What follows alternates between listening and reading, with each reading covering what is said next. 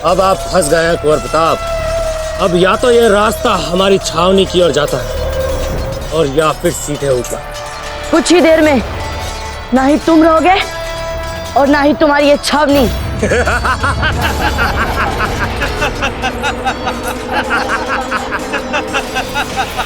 बच्चे हैं आप कुंवर प्रताप, इसीलिए रहम कर रहे हैं, वरना अगर किसी और ने ये बात कही होती तो कब का हलाल कर दिया होता उसे। तुम हमें मृत्यु से क्या डराते हो इनायत खान? हम अपने जीवन को इतना नहीं चाहते जितना तुम्हें अपनी धरती से खदेड़ देना चाहते हैं। देखते क्या हो, हम अकेले ही तुम सबको धूल चटा देंगे। ठीक है शहजादे, अगर आप खुदकुशी के लिए इतने ही आमादा हैं तो यही से। पर याद है, पल भर में मारे जाओगे। हो सकता है, पर तुम हमें जीवित नहीं पकड़ पाओगे। तुम हमारा जीवन तो ले सकते हो, पर हमारी स्वाधीनता नहीं। साथियों, हमें उसे बचाना ही होगा, चाहे कुछ भी हो जाए। पर राजराणा जी, हमारा लक्ष्य ध्वज। ध्वज हमारा लक्ष्य है, क्योंकि वो मेवाड़ का प्रतीक है।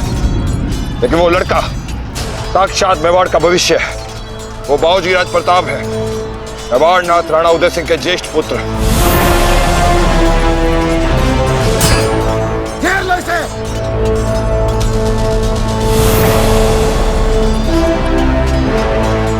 हमने उन्हें देखते ही पहचान लिया था।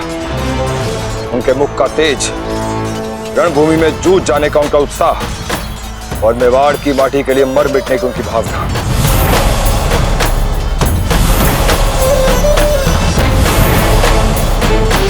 ये सब सिसोदिया वंश की गौरवशाली परंपरा का खुला प्रमाण देती थी। हम सबको अपने शौर्य और कौशल हासिल करने के लिए बरसों कठिन अभ्यास करना पड़ा, लेकिन प्रताप बाऊजी राज को यह शूरवीरता धरोहर में मिली है। अगर हम इस धरोहर से हाथ धो बैठे तो बहुत बड़ा अनर्थ हो जाएगा। हमें उन्हें बचाना ही होगा। जय मेवाड़! जय मेवाड़!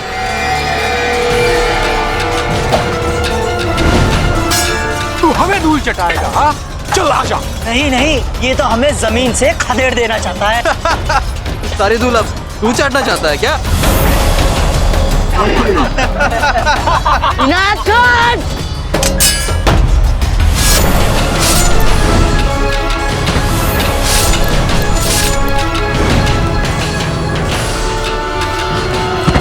बस बहुत हुआ, मछली जाल में फंसने के लिए तैयार है। जाल डालो।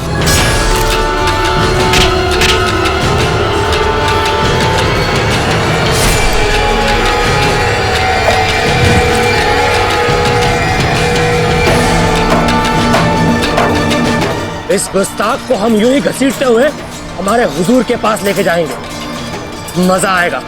चलो। रुको।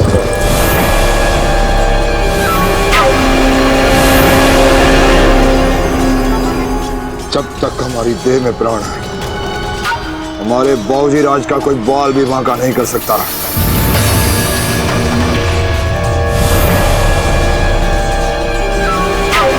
अगर तुम कुर्बान होने के लिए इतने ही बेताब हो रहे हो तो यही से।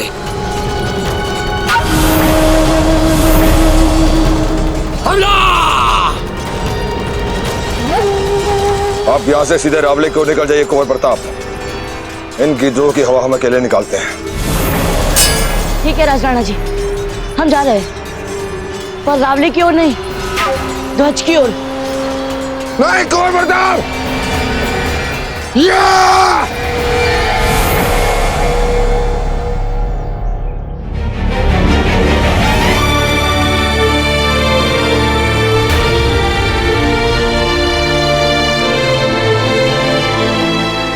आज जैसा स्वाद तो पहले कभी नहीं आया महारानी साहब। आज के दिन की हर बात निराली है।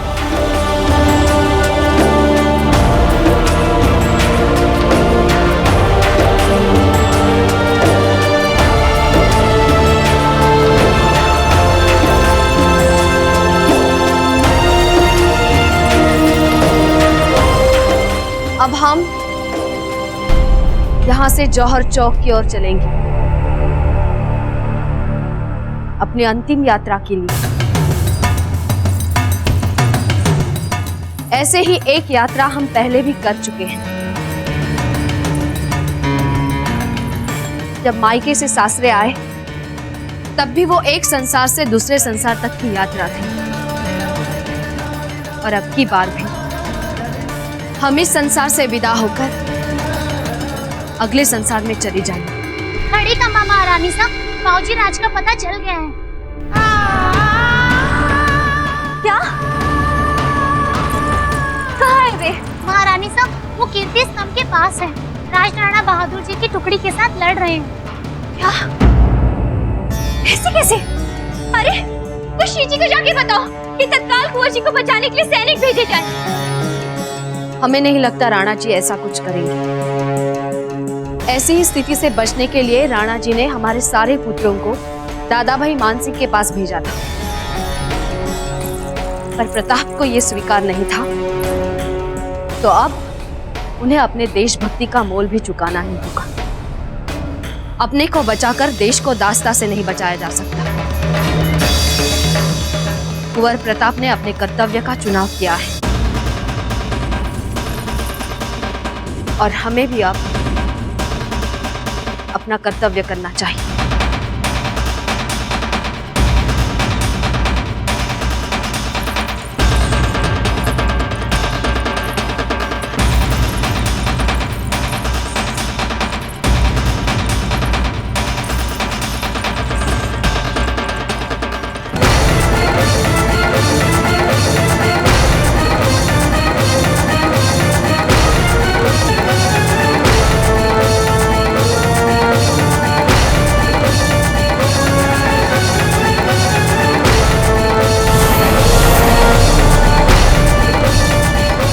हुजूर, क्या कहते हो आदिल? हमारे आम पहले तमाम होंगे या इन राजपूतों की मरियल फौज? हुजूर, जिस रफ्तार से हमारे जंगजू इन बुज़दिलों का सफाया कर रहे हैं, उससे तो ये मालूम होता है कि आपके आम बचे रहेंगे और उदय सिंह की सारी सेना हलाक हो जाएगी। ना ना ना ना ना ना ना, उदय सिंह हलाक नहीं होना चाहिए। उदय सिंह अगर हलाक हुआ तो इस जंग का सारा लुत्फ चला जाए। उदय सिंह तो हमें चाहिए ही जिंदा आदिल। यूं अपने हाथों से किसी का खून जाया होने देना हमारी तबीयत के सरासर खिलाफ है, मगर उदय सिंह के खातिर हम अपने लिबास पे उनके धब्बे भी बर्दाश्त कर लेंगे। आदिल, आदिल, मगर तुम यहां क्या कर रहे हो? क्या तुम्हें भी अपने लिबास पे खून के धब्बों से नफरत है? हजूर, मैं आपको खबर देने आया था कि किले के जनान खाने में सारी औरतें जौहर करने वाली हैं। जौहर? भाई शौहर तो सुना था, ये जौहर क्या भला है? हजूर, इतना तो मालूम नहीं, लेकिन इतना पता चला है कि जंग की फतह की खबर उन तक पहुंचेगी और वो सारी औरतें आग में कूदकर जान दे देंगी।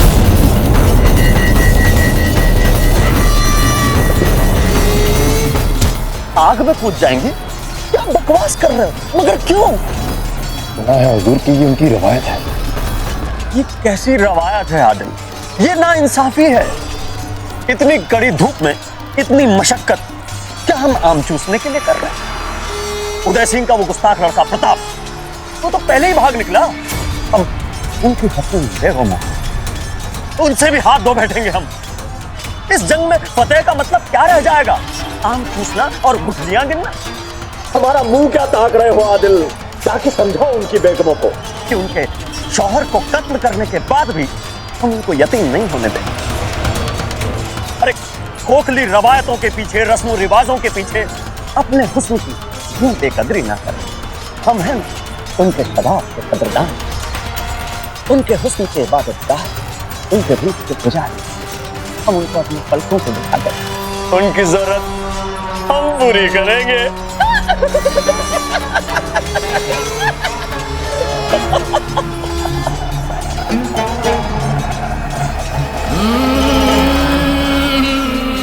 उदय सिंह,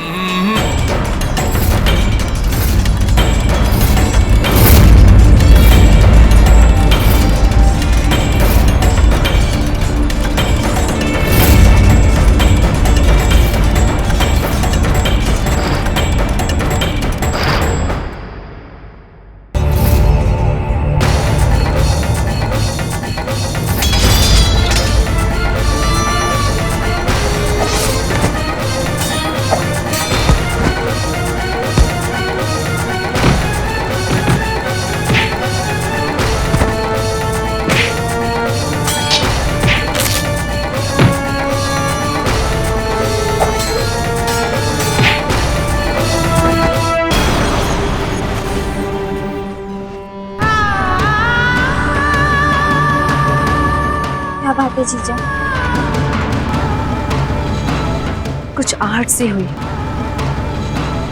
लगता है कोई है।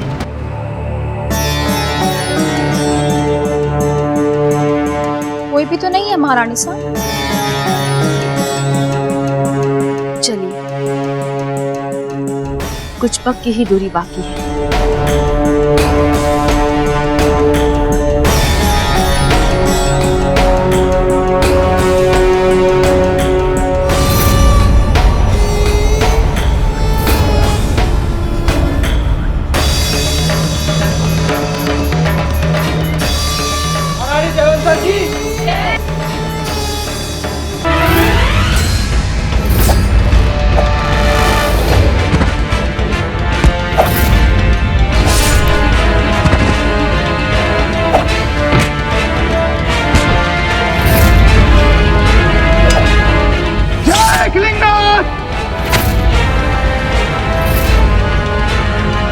देखो शमशान, हमने तुम्हारा घेरा तोड़ दिया है।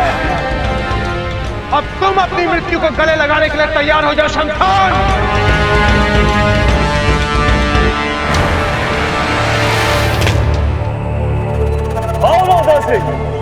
हम भी तो कब से तुम्हारे इंतजार में दुबले हुए जा रहे हैं। आज हम तुम्हारे सारे दुष्चक्रों का अंत कर देंगे शमशान। तायरों की तरह अपनी सेना के पीछे छुप कर क्या बैठे हो? सामने आओ और मुकाबला करो मेरा। मगर इतनी जल्दी भी क्या है? हम कब से देख रहे हैं तुम कितनी कसरत कर रहे हो। थक गए हो?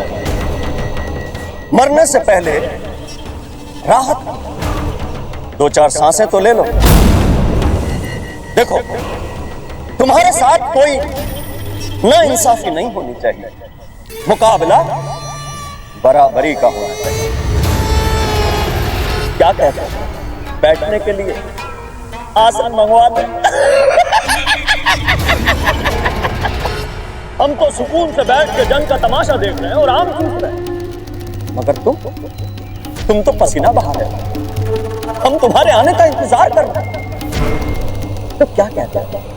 शम्स खान, तुम तो खड़ी से ही हमारी प्रतीक्षा कर रहे हो, लेकिन हम इस पल की प्रतीक्षा उस दिन से कर रहे हैं जिस दिन हमने खुद अपने हाथों से चित्तौड़ के गढ़ की चाबी शेरशाह सूरी के हाथ में दी। उस दिन से ही हमारे दिल में एक कांटा सा गड़ा हुआ है, और आज जब वो कांटा निकाल बाहर फेंकने का समय आया है तो तुम कह रहे हो कि हम आराम कर लें। कांटा नहीं निकलेगा, तुम्हारा दम निकलेगा।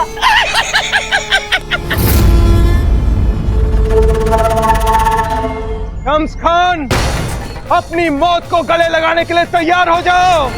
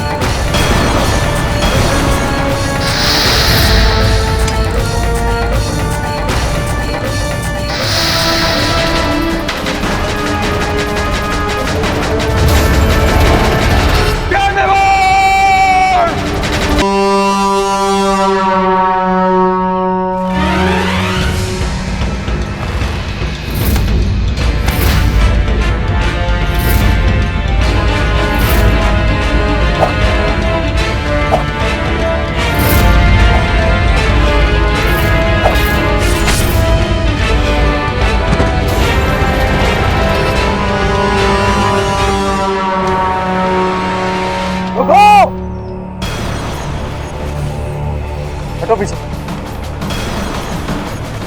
मुकाबला बराबरी का होना चाहिए। कैसी रही?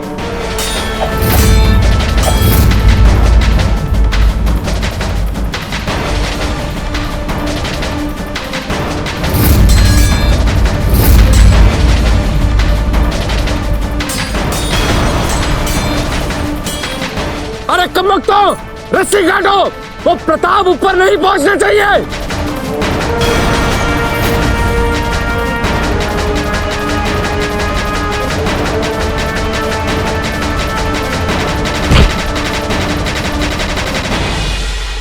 अच्छी रही। वाह! वाह! वाह!